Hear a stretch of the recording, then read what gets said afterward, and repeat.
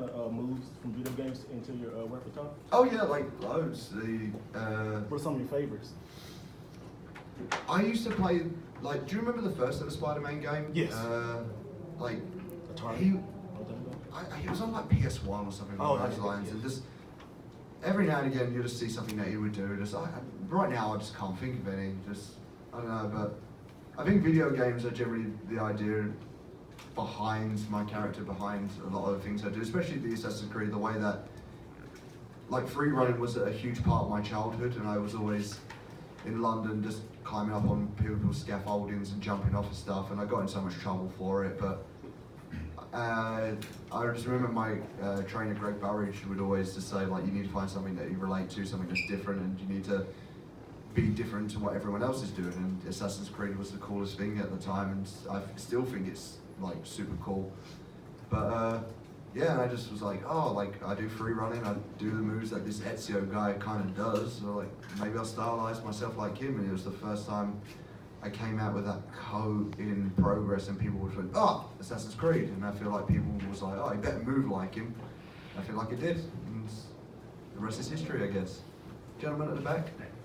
Much is made about the physical toll G1 takes on a wrestler.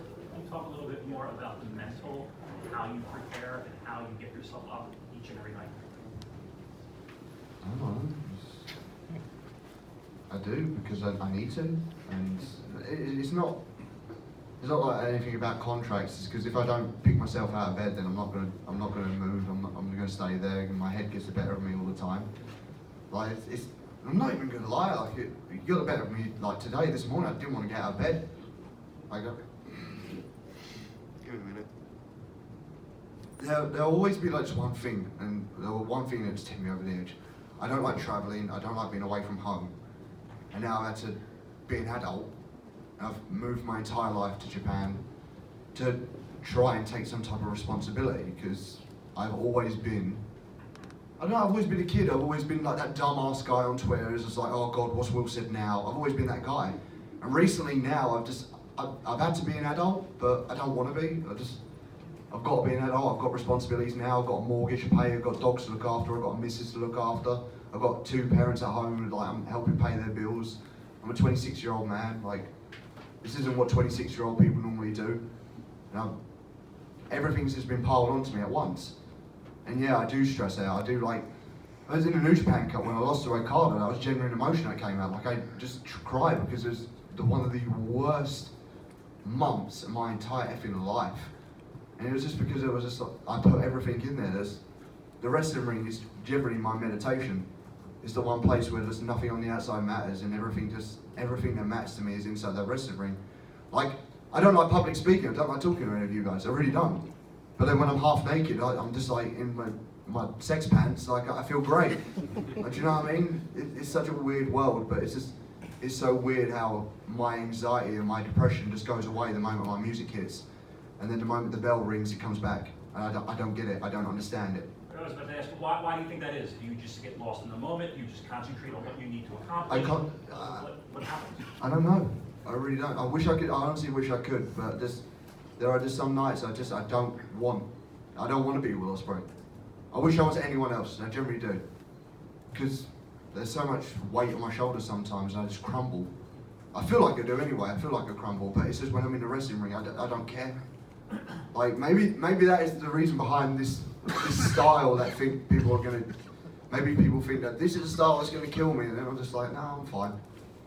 I feel invincible here. I feel strong, and this is the only time I can be strong. But I need to be strong because there are a lot of people going through the same shit that I'm going through, and I want to show them it's okay to be weak. It is okay to have those emotions. It's okay to cry, to feel alone, because I've picked myself out of bed, and I've got 10,000 people I've got to perform in front of, 1,000, 2,000, sometimes goes up to 40,000. And if I can pick myself out of bed to do it, everyone else can. Just to follow up one last, who do you lean on then in those moments? My missus, she's great, it's fantastic, my mum and dad. I've got some friends, I've got a chat group called Ospreay and the Lackluster Juniors, because we just talk to each other. We're all going through some tough times. You never know what any pro wrestler's going through, because we're living life out of a bag, and we don't get to see our parents, we don't get to see our a family all the time. So it does get hard. It gets real hard on me. I'm struggling, but I get through. I'm with her, and that picks me up every single effing day. Like I've got these, like the Japanese symbol is love there, and this ring's mine, that ring's hers. That gets me through. It doesn't come off until I wrestle, and it goes straight back on every single time. Helps me get through the day. This will be the last question. Oh God! All right, fight for it. Oh, man. So you said you would like to face Amazing Red on Twitter. So what would be your dream venue for that match? Honestly, I think it would be best fitted in the Super J Cup. I think there's no better place for Amazing Red to reignite that spark. Admittedly, I know he wants to do it in the House of Glory, and I respect that. But it needs to be on a grander stage, and this is the stage that I hold very, very dear to my heart. This is the company that's put a roof over my head. This is a company that reignites the flame every single time.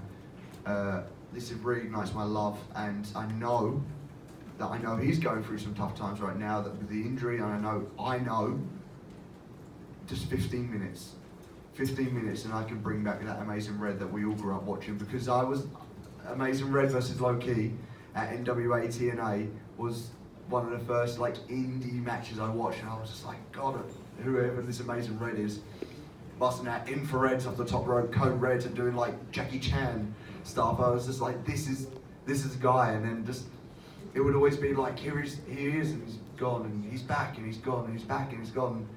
I know in my heart of hearts, just one match, Will Ospreay versus Amazing Red, I can bring that man back. I can bring his spark back. I know I can. And I know he knows that I can as well, because he's doing these little videos and he wants to get back in the ring. I know he does. I know I can bring him back. Yeah. G1's going to be fun. I'll do my absolute best, guys. I promise.